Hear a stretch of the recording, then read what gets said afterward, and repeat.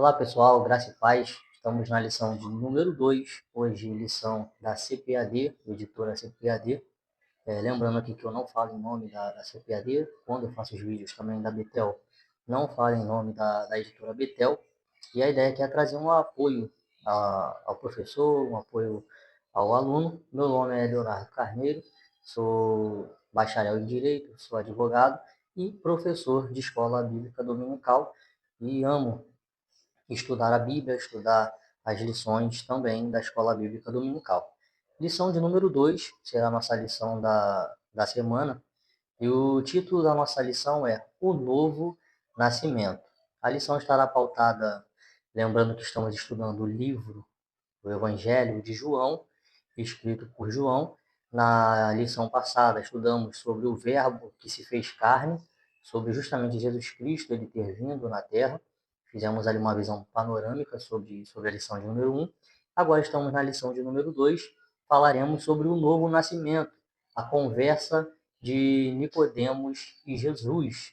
Lembrando que essa conversa ela só é narrada no livro de João, no Evangelho de João. Os demais evangelhos você não vai ver essa conversa sendo narrada nos sinóticos, somente aqui no Evangelho de João. Não esqueça de dar uma curtida, compartilha. Se você compartilhar esse vídeo ao menos para uma pessoa, um aluno seu de escola dominical, um colega seu que você sabe que assiste essa lição, já vai estar ajudando a gente aí bastante. Então, dá uma pausa, compartilha esse vídeo e vamos para a aula. Título da lição: título da lição: O Novo Nascimento. Textual: Jesus respondeu e disse-lhe: Na verdade te digo que aquele que não nascer de novo não pode ver o reino de Deus. Então, João, capítulo de número 3, versículo de número 3, justamente o textual tirado de dentro da conversa de João Batista. Não vou explicar muito esse textual porque ele já é o próprio tema dos próximos tópicos. E aí, para a gente não acabar aqui avançando os demais temas. O que eu posso explicar aqui é justamente que para poder alcançar a salvação, para poder ver o reino de Deus, é preciso nascer de novo. É preciso nascer de novo.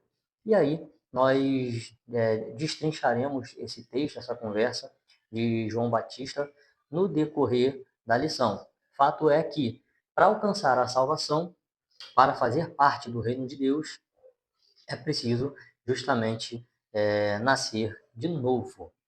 Vamos lá para a nossa verdade aplicada, que é justamente aí um dos tópicos principais que eu tirei da verdade aplicada, é que aquele que nasce de novo, aquele que quer de fato fazer parte desse reino, viver uma vida debaixo do Evangelho, é preciso haver nele uma transformação radical, uma mudança radical na vida da pessoa. Então, uma mudança que é de dentro para fora. Essa mudança ela não é uma mudança exterior, porque a mudança exterior, muitas das vezes, ela é uma mudança falsificada. Existe um ditado, inclusive, trazendo esse ditado aqui, que diz que quem vê cara não vê coração. Por quê? Muitas das vezes, o que externamente está sendo apresentado, ele não reflete o que está dentro da pessoa. Agora, a mudança ela precisa ser de dentro para fora, algo que acontece de dentro para fora. Agora entendam, quando eu digo aqui, sim, que é de dentro para fora, quer dizer que também vai ser para fora, não é só dentro, é para fora. Então é algo que vai refletir do lado de fora, mas uma mudança que ocorreu dentro. Uma mudança que ocorreu dentro de você, mas que está refletindo no seu exterior. E aí é uma transformação radical, porque começa a transformação no seu caráter, começa a transformação na sua alma, no seu psique, que é o significado de alma, né? No centro das tuas emoções. E Deus, essa transformação, apesar de o texto aqui explicar que ela não é necessariamente no corpo, no sentido de você nascer de novo, voltar no ventre da tua mãe, né? Mas essa transformação, ela repercute nas três esferas do ser humano: no espírito, na alma e no corpo. A gente vai ver isso no decorrer da lição, com alguns exemplos de pessoas que essa transformação, apesar de ela ser interior, apesar de ela começar no espírito, na alma, ela no final vai refletir no seu corpo. Então vamos para a conversa de Jesus com Nicodemos, que está em João capítulo de número 3, do 1 ao 16, que nós iremos ler, que é o nosso texto de referência. Verso 1 diz: E havia entre os fariseus um homem chamado Nicodemos, príncipe dos judeus. Este foi ter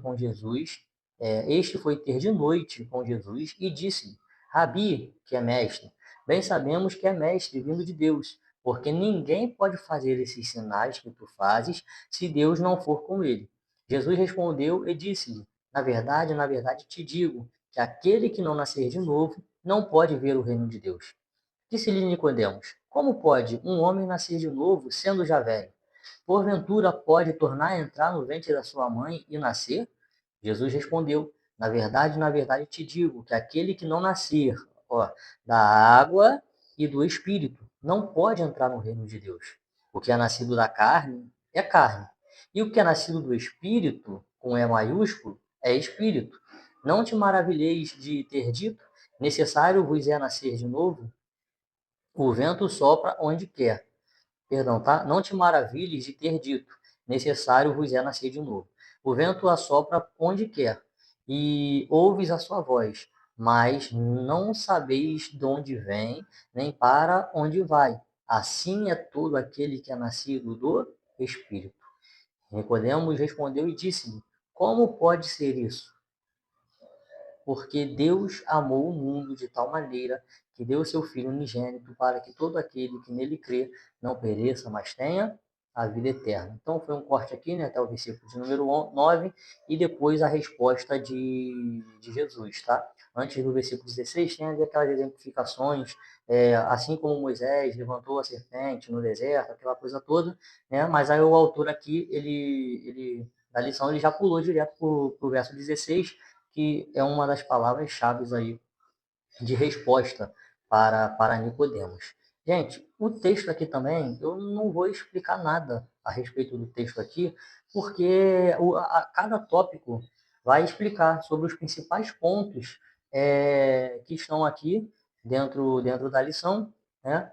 Sobre uma visão panorâmica aqui do texto e a conversa de Jesus com Nicodemos, a gente pode amarrar na lição passada no sentido de que o Verbo se fez carne e habitou entre nós e vimos a sua glória como a glória do unigênito do Pai. Por que nós podemos fazer essa amarração?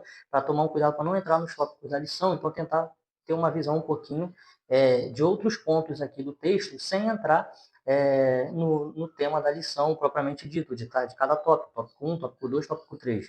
E por que eu trago essa amarração da lição passada? Justamente para a gente tentar fazer umas lições de uma ordem amarrada uma na outra, né? E o texto diz que vimos a glória como a do unigênito do Pai, vindo do Pai, o Verbo se fez carne.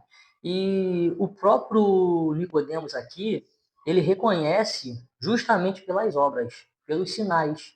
Ele vai dizer no versículo 2, né? Porque ninguém pode fazer estes sinais que tu fazes, se Deus não for com ele. Então, o próprio Nicodemos reconheceu que ele veio de Deus através dos sinais que ele apresentava. Então, assim, é justamente o cumprimento. O Verbo se fez carne e habitou entre nós. Então, o próprio Senhor enviou o seu Filho, que é a resposta do versículo 16 aqui, né? O próprio Deus, ele enviou o seu Filho por causa do tamanho do amor que ele teve, né? Justamente para aqueles que acreditarem nele, não venham perecer, mas alcançar a vida eterna. Então, Jesus, ele entrou, assim como eu finalizei a última lição, Jesus, ele entrou na história da humanidade. A gente vai ver aqui que Jesus, ele entra na história da humanidade, justamente se fazendo carne, para poder trazer a salvação para todo aquele que nele crê. Então, gente, vamos avançar. Próximo, próximo, próximo tópico, onde nós vamos apresentar os objetivos da lição. O primeiro objetivo é justamente ali, que vai estar no tópico 1, apresentar a conversa entre Jesus e Nicodemos. O segundo objetivo da lição é justamente explicar a doutrina da regeneração. E o terceiro é trazer os meios da obra regeneradora. São, então, esses três objetivos aí da lição. Em cada tópico, nós vamos tentar atingir cada um desses objetivos. E, né, a palavra-chave dessa lição é justamente regeneração. Vamos tratar sobre regeneração. A regeneração, ela é visto no mundo teológico dentro da seara da soteriologia, quando nós estudamos sobre a doutrina da salvação, a gente vai estudar esse tema chamado regeneração, que é justamente a regeneração do ser humano, e nós vamos iniciar no tópico de número 1, justamente apresentando a conversa entre Jesus e entre Nicodemos, antes de falarmos da doutrina da regeneração. Então, o tópico 1, dentro da conversa de Jesus com Nicodemos, está dividido em três subtópicos. O primeiro subtópico é justamente uma explicação de quem era Nicodemos. O segundo é justamente o reconhecimento de Nicodemos sobre Jesus. Ele reconheceu que Jesus era rabi, que Jesus era um mestre.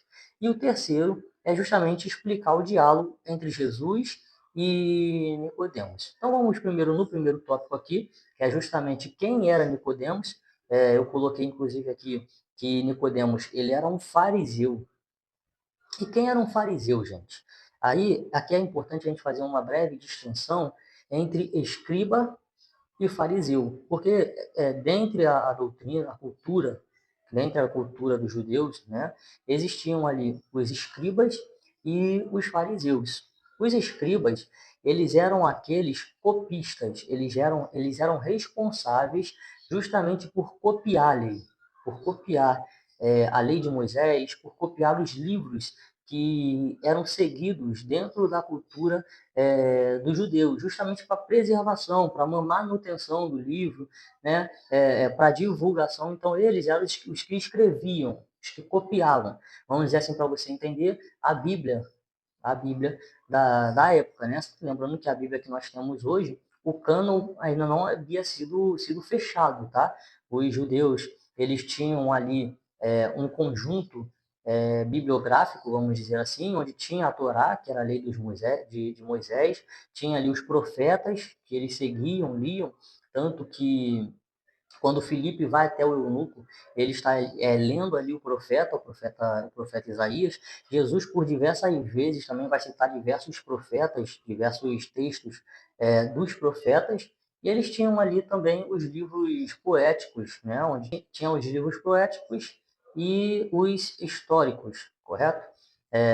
Também eles tinham os livros históricos, ou seja, aquele conjunto ali do Novo Testamento que nós temos, tá? Então, os escribas, eles eram responsáveis justamente pela preservação desses livros.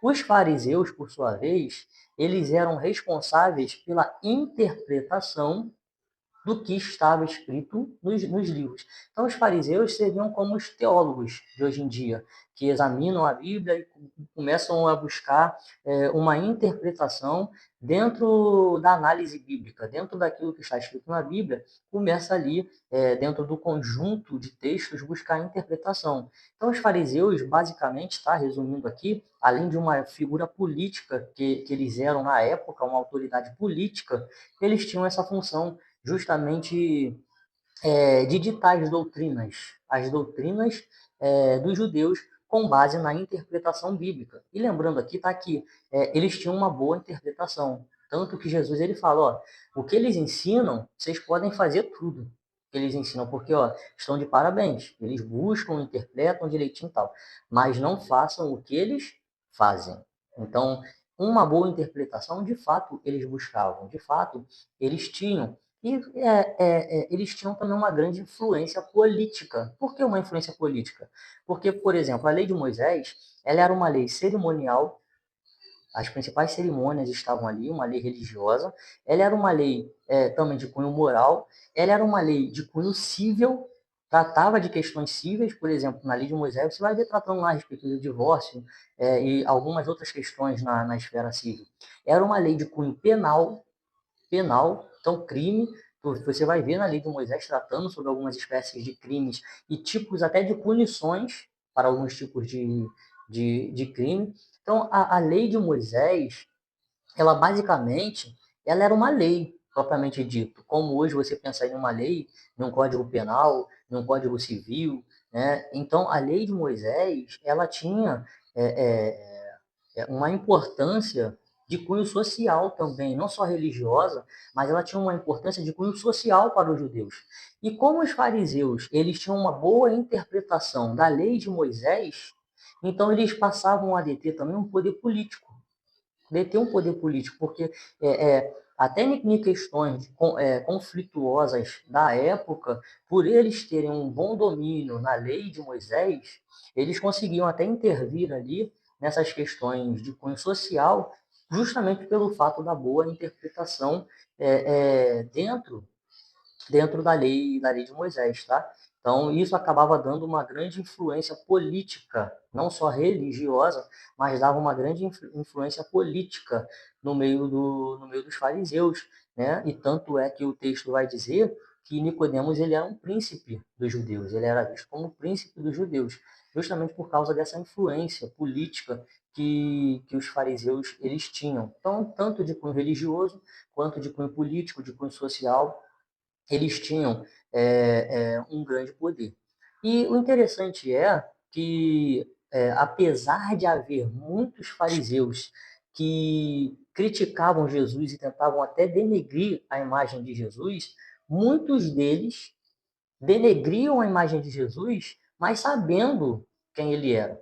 Tá? Eu botei um exemplo aqui de Mateus capítulo 12, versículo 24, que quando os fariseus viram os atos de Jesus, olha o que eles falaram. É somente por Beelzebul, o príncipe dos demônios, que ele expulsa demônio. Então, os fariseus saindo, falando que Jesus estava expulsando os demônios por Beelzebul, pelo príncipe dos demônios. Só que olha que o próprio Nicodemos, ele chega falando para Jesus. O próprio Nicodemos chega falando para Jesus, iniciando essa conversa, dizendo, sabemos que és mestre, vindo de Deus, porque ninguém pode fazer esses sinais que tu fazes se não for Deus com ele. Então, os próprios fariseus, na verdade, no fundo, quando o Nicodemos fala assim, sabemos, ele está representando a sua categoria. Ele está dizendo assim, ó, nós sabemos, tipo assim, nós fariseus, nós sabemos que tu és vindo de Deus, né? Então, sabemos que tu és mestre. Só que, como eles eram uma figura política e estavam perdendo status, e a preocupação do status fizeram com que eles se apresentassem para a sociedade dizendo, ó, isso aí é príncipe dos demônios, é por isso que ele está expulsando o demônio, né? Como uma forma de tentar deturpar a imagem de Jesus. Mas eles sabiam justamente que Jesus ele era mestre, ele era vindo de Deus. E um ponto interessante, né, eu já entrei inclusive no tópico de número 2, né, é, essa fase do reconhecimento. Tá? Então aqui eu já expliquei o tópico de número 1, quem era Nicodemos, que era um fariseu, um ser religioso e um ser político, conhecedor, dominador da lei, tá? Era uma pessoa douta, é uma pessoa que tinha uma instrução, tinha uma boa instrução, era uma pessoa bem educada, bem instruída e conhecedora de toda a lei de Moisés. E ele, como fariseu, ele reconhece justamente que Jesus ele era vindo de Deus e que Jesus ele era um mestre, tá?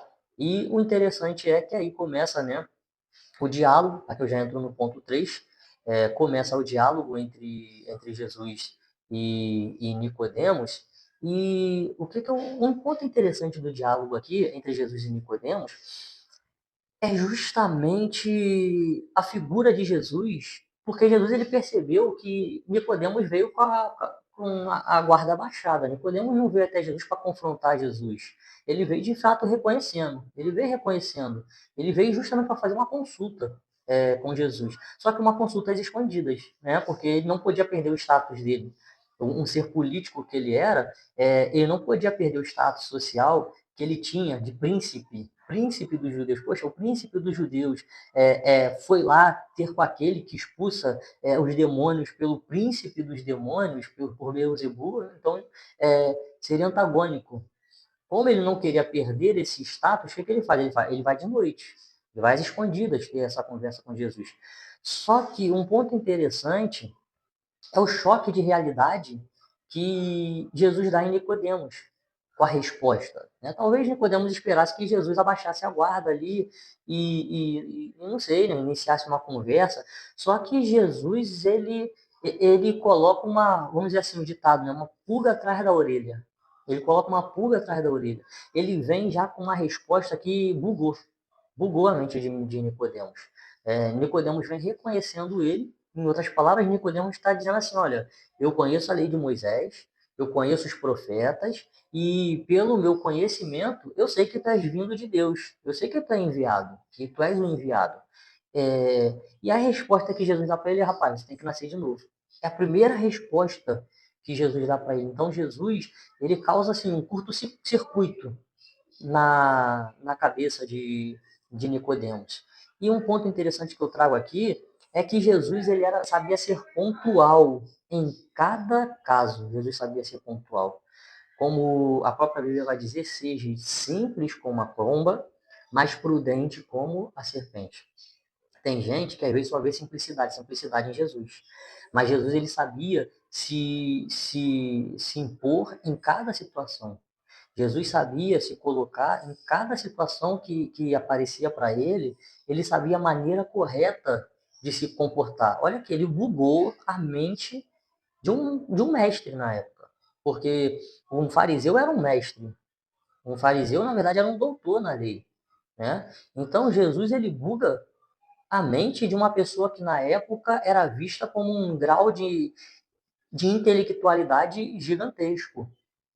E às vezes a gente tem aquele pensamento de sempre simplicidade, não, de simplicidade, né, um sermão simples, porque Jesus era simples, e não que nós não devamos ser simples, não que não devamos, não que a gente tem que ficar pregando em grego, em hebraico, em aramaico, buscando latim toda hora, não, não, nada disso.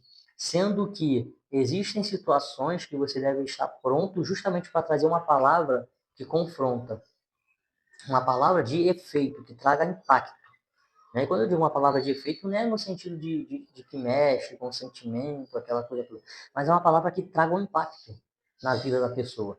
E a primeira resposta de Jesus para Nicodemos foi justamente essa. Olha só, você tem que nascer de novo. E aí o nascer é o nascer da água e do Espírito, que nós vamos explicar mais para frente, a questão do nascer da água e do Espírito, mas eu trouxe aqui um texto, salvo engano se eu não me engano é de Gálatas, meu Deus, agora falhou aqui agora, que vai dizer, o que é carne, e o que é nascido do Espírito é Espírito. Gálatas não, tá, gente? Perdão, é de próprio João, texto de próprio João, capítulo 3, versículo de número 6, que ele vai trazer justamente a explicação para Nicodemos, dizendo, olha só, Nicodemos, aquele que é nascido da carne é carne, e o que é nascido do Espírito é Espírito. E aí, esse texto aqui de João, capítulo 6, aí sim, ele nos remete lá para Gálatas, capítulo de número 5, onde vai trazer um rol das obras da carne e um rol do fruto do Espírito. Duas listagens que tem lá no livro de Gálatas 5. E justamente, a Jesus faz essa comparação. Ó, o que é nascido da carne é carne, ele vive para a carne, para as coisas da carne.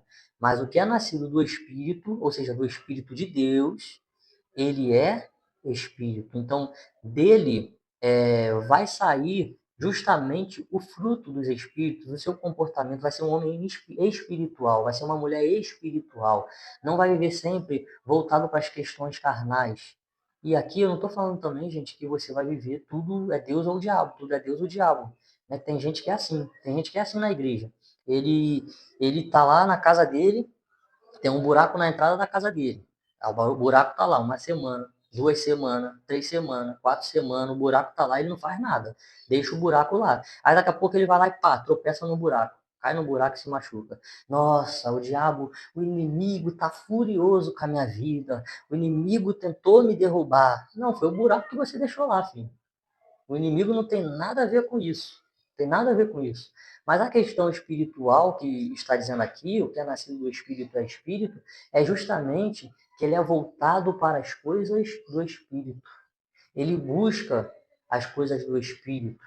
Ele está sempre ligado no espírito, né? Ele não vive somente com essa visão carnal da carne, mas ele está sempre tendo uma visão também de cunho espiritual, das questões espirituais. Eu botei uma observação aqui, que é da conversa de Nicodemos, que sai o texto áureo bíblico. João 3,16 é conhecido como o texto áureo da Bíblia, porque Deus amou o mundo de tal maneira que enviou o seu Filho único ou unigênito para que todo aquele que nele crê não pereça, mas tenha a vida eterna. É um texto conhecido por muitos como o texto áureo bíblico, como o texto-chave da Bíblia, que é justamente o cumprimento, o objetivo aí da obra salvífica. Então, resumir aqui o ponto de número 1, vamos avançar para ganhar tempo para o ponto de número 2.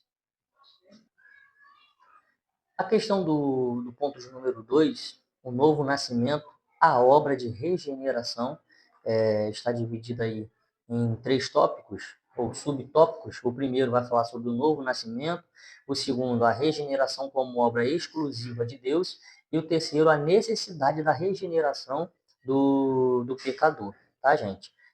O novo nascimento, o nascer de novo, apresentado por Jesus Cristo na conversa de Nicodemos, ela implica justamente uma obra regeneradora, de regeneração na vida do ser humano.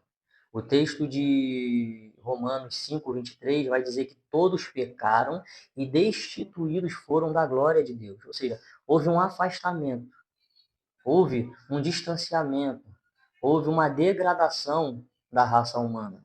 Então é necessário que haja uma regeneração, voltar às origens, voltar à pureza, voltar justamente a ter uma vida santa.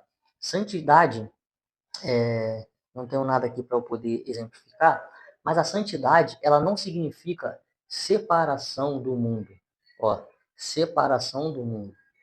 Mas ela significa, ó, separação para com Deus. Ó, separação para Deus. Então, a essência do significado de santidade não é simplesmente parar de andar com o mundo, você de um lado e ele do outro, mas traz algo para cima. Você se santificando, se separando para Deus. Então, justamente voltar a essa intimidade que o ser humano perdeu com Deus, é justamente essa ideia de trazer novamente essa santidade, essa intimidade.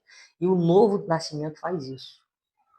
O texto que eu apresentei aqui, que está em 2 Coríntios, capítulo 5, versículo 17, vai dizer: assim que, se alguém está em Cristo, nova criatura é. As coisas velhas já passaram, eis que tudo se fez novo. Então, quando a pessoa ela vem para Cristo e ela está em Cristo, aquilo que era na vida dela, dali passa a ser passado. Então, os hábitos, os maus costumes, o que havia ali na vida dela passa a ser coisa do passado. E isso, gente, é no interior. Se essa mudança não acontecer no interior, não adianta. Você pode até tentar refletir no teu exterior, mas uma hora você não vai aguentar. Uma hora você não vai aguentar e vai demonstrar o que de fato você é. Não tem jeito. Mas quando essa mudança, essa aceitação, ela começa dentro de você, no seu interior, você passa a ser uma nova criatura. As coisas que são velhas ficam para trás. E tudo, não é algumas coisas, é tudo. Eis que tudo se fez novo. Então, é uma novidade de vida. O próprio Evangelho ele traz essa ideia de coisa nova, de boas novas, de uma notícia nova. Então, surge justamente essa novidade de vida. As coisas que você praticava e as coisas que você fazia, agora você já não faz mais. Por quê? Porque Cristo, ele vive em você. E aí o próprio apóstolo Paulo vai trazer isso. Já estou crucificado com Cristo. Agora não vivo mais eu, mas Cristo, ele vive em mim. Então, Jesus quem governa a sua vida, através do Espírito Santo, através da obra do Espírito Santo, que surge essa transformação no interior do ser humano. E as velhas práticas, elas vão ficando para trás. Eu trouxe um exemplo aqui, ó, versículo 15 de Marcos 5, justamente que trata sobre o endemoniado gadareno, que vai dizer que foram ter com Jesus e viram o endemoniado, o que tivera legião, assentado, vestido e em perfeito juízo. E temeram. Lembra que eu disse lá no início que a regeneração, esse nascer de novo, ele implica espírito, alma e corpo. O gadareno estava espiritualmente acorrentado, possesso, aquele gadareno. E isso refletia no seu psicológico, na sua alma, no seu psique. O comportamento dele era um comportamento fora do normal, de uma pessoa normal. Era um comportamento de louco, vamos dizer assim. Isso refletia no seu psique e também no seu corpo. Andava nu, vivia no cemitério, né? Acorrentavam ele fisicamente, olha só, corpo, acorrentavam ele conseguia se libertar ali das prisões e saía, olha só, espírito, alma e corpo.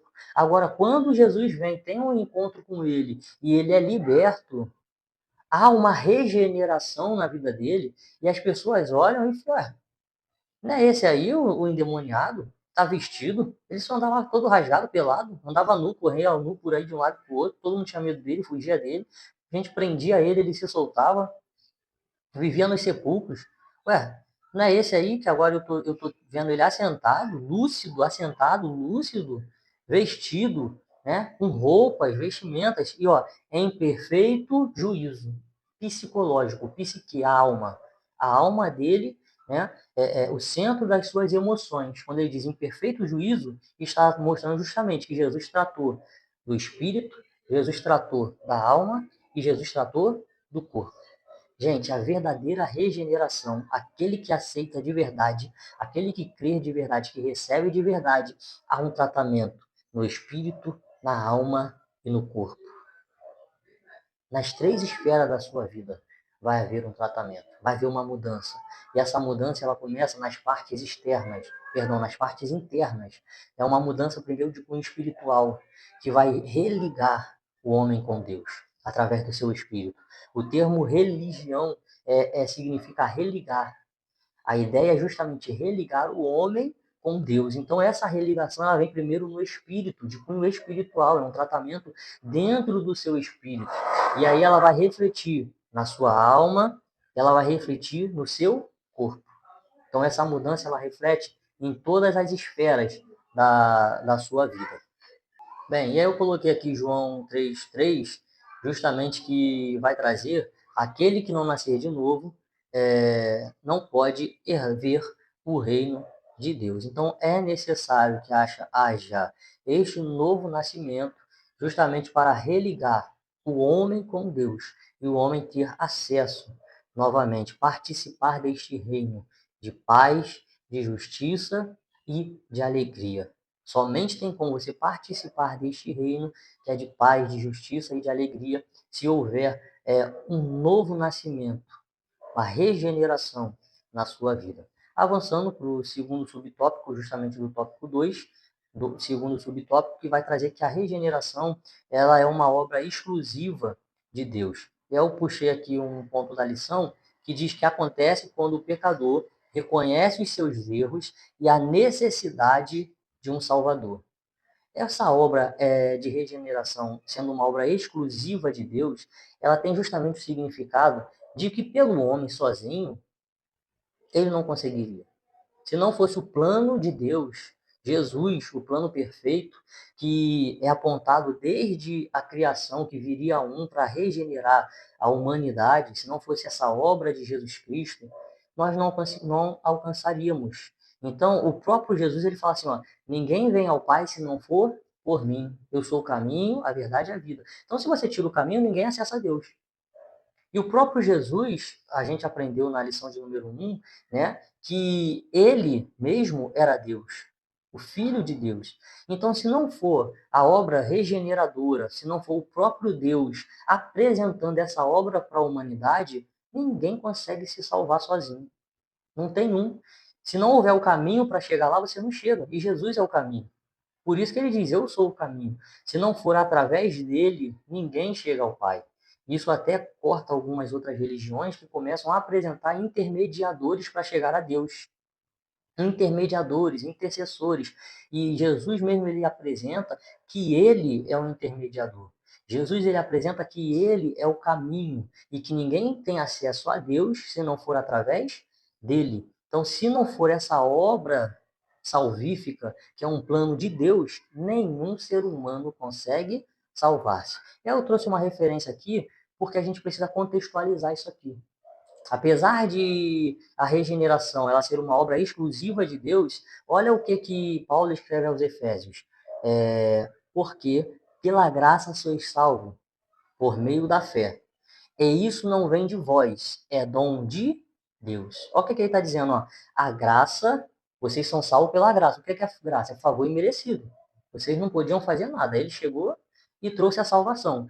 Só que ele vai trazer uma complementação dizendo por meio da fé. Quando ele traz por meio da fé, apesar de a fé ela ser um dom de Deus, apesar de Deus trabalhar a fé em nossas vidas, mas quem exercita a fé é o ser humano. E a fé, ela vem do ouvir e ouvir a palavra de Deus. Então, olha como é o cronograma. O ser humano está perdido. Jesus morreu na cruz e derramou a sua graça. E a sua graça não está no ser humano, mas está sobre. Olha isso, entenda essa linha de raciocínio. Essa graça, ela está sobre o ser humano, pairando sobre o ser humano.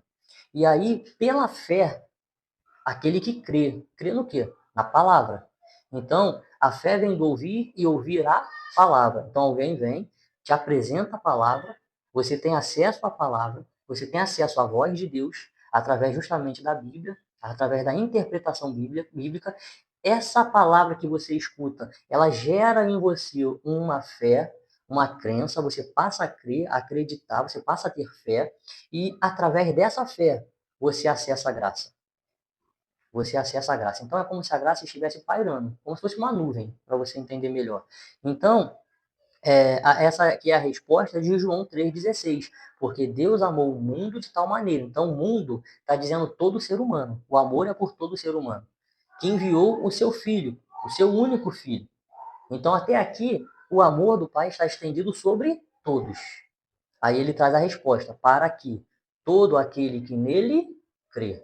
Então, aquele que acredita nesse amor, ele consegue, através da fé, através de ele acreditar, através de ele ter fé, ele consegue acessar essa graça que está estendida sobre a vida dele e trazer essa graça para a sua vida.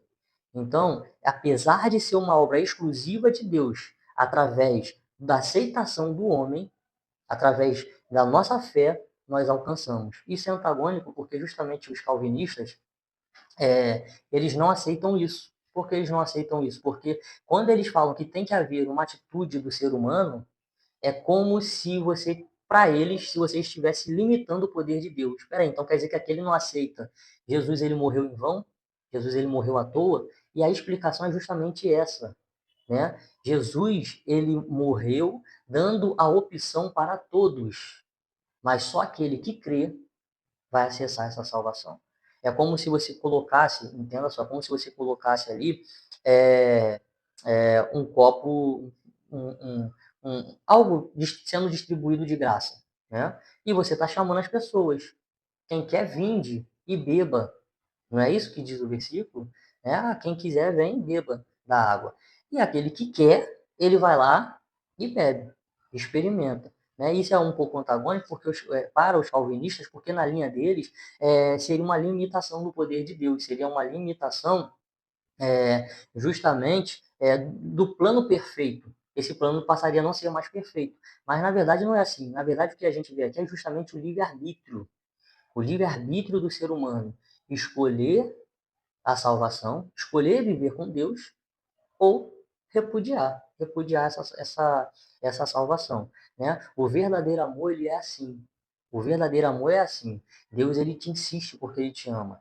Ele te chama porque ele te ama. Mas se você renuncia, ele vai falar: se você não quer viver perto de mim, então eu te respeito, vai lá, beleza. Só que a gente sabe que viver longe de Deus significa morte eterna, significa perdição eterna.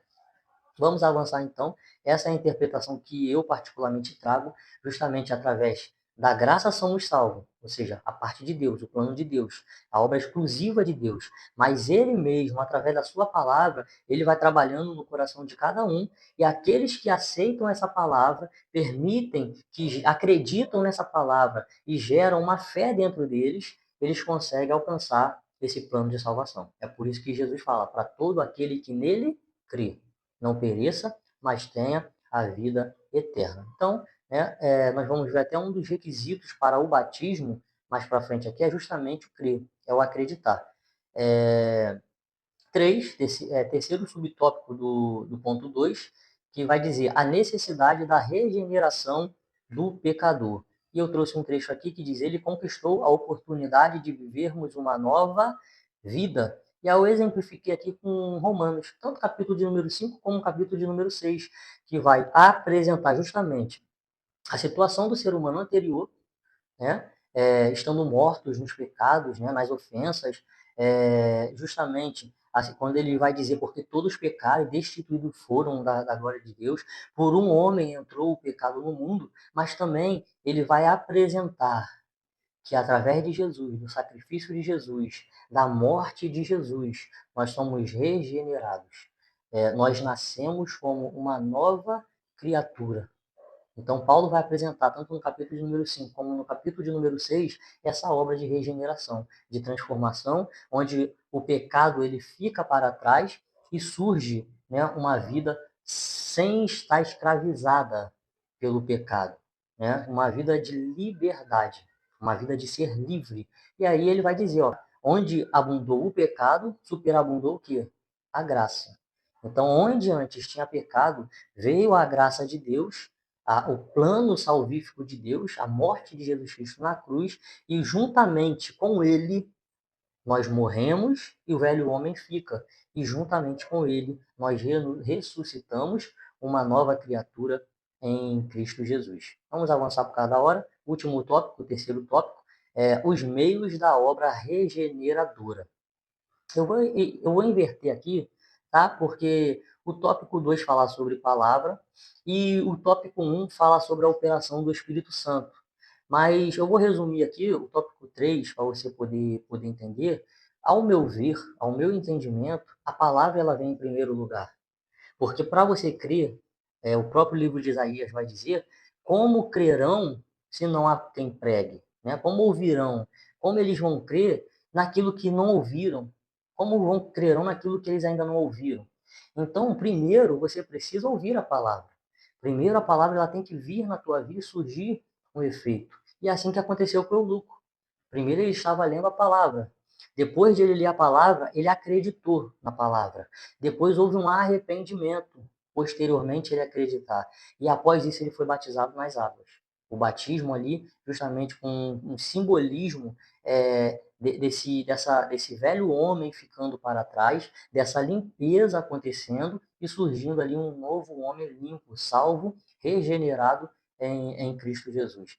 Então, eu inverto aqui a ordem para não trazer uma confusão, onde acredito eu que a palavra ela vem em primeiro lugar, você ouve a palavra, e aí junto da operação do Espírito, tanto para te convencer, porque a Bíblia diz, é o Espírito quem convence o homem do pecado, da justiça e do juízo. Então o Espírito convence. Convence como? Através da palavra. Você ouve a palavra e o Espírito Santo vem te trazendo o convencimento daquilo dali, do pecado, da justiça, do juízo, das tuas práticas, que é necessário haver uma mudança, né? Então, essa é a ordem lógica que eu enxergo. Primeiro, uma limpeza, e essa limpeza ela vem através da palavra. Tanto que Jesus fala assim, você tem que nascer da água e do Espírito. Ele traz aqui dois requisitos. Se fosse só o Espírito, ele falaria, você tem que nascer do Espírito e do Espírito. Mas ele diz da água e do Espírito. E apesar da água, ela em diversos pontos na Bíblia significar a presença do Espírito Santo, como em próprio João, capítulo de número 7, Jesus vai falar, quem crê em mim, rios de água viva fluirão do seu interior. Mas a palavra também, ela tem um simbolismo, a água também, ela tem um simbolismo de palavra. E a palavra, ela limpa. A água, ela limpa. A água, ela prepara. E aí sim, você precisa nascer da água e do Espírito. O interessante aqui, John Wesley, uma das linhas teológicas de John Wesley, é claro que mais para frente essa visão veio se aperfeiçoando, mas ele pregava sobre uma primeira e uma segunda bênção. E ele dizia que a primeira bênção era justamente a salvação, quando você aceitava Jesus e virava ali uma nova criatura. Mas segundo John Wesley, o homem ele precisava passar por um processo de limpeza, de busca, de aperfeiçoamento, até ele atingir a segunda bênção. E na linha de instrução de John Wesley, ele dizia que essa segunda bênção, a prova que você alcançou essa segunda bênção, era quando você era cheio do Espírito de Deus. Né? Então, assim, você primeiro tem que se arrepender, ouvir a palavra, se arrepender. Após isso, você alcança a purificação da sua vida, a regeneração, quando você acredita. Quando você acredita no sacrifício de Jesus, quando você acredita na obra que Jesus Cristo fez na cruz. Né? Por isso que Marcos 16:16, Jesus vai dizer, olha só, quem crer e for batizado, será salvo. Então, olha só, primeiro você tem que crer, mas você tem que crer no quê? Naquilo que você escutou, na pregação, na mensagem, na palavra. Então, você crê. E aquele que crer, for batizado, e aí esse batismo aqui como símbolo do velho homem ficando para trás, como um ato simbólico de que houve uma regeneração na sua vida, aí você alcança a salvação. Então, gente, é muito importante nós entendermos essa ordem lógica aqui do tópico de número 3, tá? Você primeiro precisa ouvir a palavra. Essa palavra, através do Espírito Santo, surgia efeito na sua vida. Aconteceu uma limpeza na sua vida. E aí, o Espírito Santo, ele vem, porque o Espírito não habita em templo imundo. Ele não habita em casa imunda. E a palavra é responsável por fazer essa limpeza. E é claro que a ação do Espírito Santo ela está sempre em volta, porque é ele, através do Espírito Santo, que a gente tem a interpretação da palavra, tá, gente? E o último subtópico aí, 3.3, é a vontade soberana de Deus. E aí a gente sabe que existe a vontade perfeita e a vontade permissiva. A vontade perfeita é aquilo que Deus de fato quer que aconteça. A vontade permissiva é aquela que vem por insistência. Como assim o tempo aqui já foi, não dá para a gente trazer exemplos, mas tem diversos exemplos bíblicos de pessoas que insistiram e Deus falou, tá, então vai lá, se é o que você quer, né, pela insistência, vai. Mas não é a vontade perfeita de Deus, não é aquilo que Deus quer. Pela vontade perfeita de Deus, Ele quer que todos se salvem. Ele quer que toda alma se salve. Mas, porém, pela questão do livre-arbítrio, e eu chamo esse livre-arbítrio de mitigado, tá? Por que livre-arbítrio mitigado? Porque você tem um livre-arbítrio dentro de uns parâmetros. O ser humano ele não tem um livre-arbítrio de fazer o que ele quer. Por exemplo, se você agora quiser acessar os céus, não tem como você acessar os céus. Ah, eu quero ali acessar os céus. Não tem como. Então, o livre-arbítrio que o ser humano tem é dentro de um limite, tá? Por isso que eu chamo de mitigado. E aí, dentro desse livre-arbítrio, Deus ele permite, né? Vinde e beba, mas ó, quem quiser, vem e beba da água. Ou seja, então quem também não quiser, né? Então, quem crer e for batizado será salvo. Ou seja, ao acreditar é a escolha sua. E a continuação desse versículo de Marcos 16 é: e quem não crê já está condenado. E aí a vontade permissiva de Deus. Você não quis crer, você não aceitou, foi uma opção sua, então a condenação, logo ela está sobre a sua vida. Então, gente, esses 3 tópicos aí, tá? Um resumo dessa lição. Que Deus ele continue abençoando a vida de vocês. Curta esse vídeo, compartilhe, nos ajuda aí, tá? Um abraço a todos.